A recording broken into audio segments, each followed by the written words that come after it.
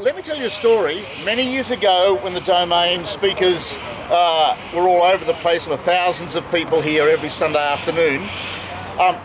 In the days of Vietnam War and anti-Vietnam protests, ASIO used to hang around the Domain and photograph people who were making anti-government statements, who were polemical against the government of the day, which was, of course, a conservative government.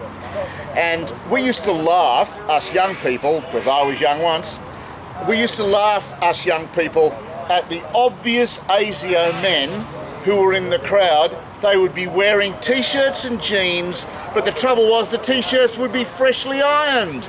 The jeans would be freshly ironed, and they stood out like a sore thumb. ASIO has not changed. They are an incompetent and sad organisation, matched only by the Australian Federal Police. I've got a story about the Australian Federal Police. Do you remember the head of the Australian Federal Police, Mick Kelty? He was one or two heads ago, a few years ago, gave a famous speech which most people didn't hear of, and most people, even those that did hear it, have forgotten what he said.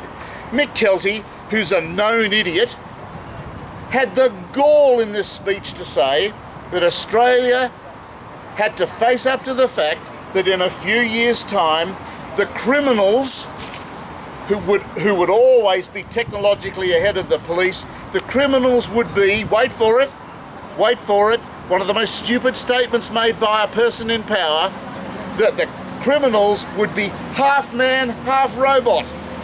He actually said that. He actually thinks that people could go around half man, half robot, and they would be the criminals, and the police would be powerless to stop. Yes, absolute buffoon.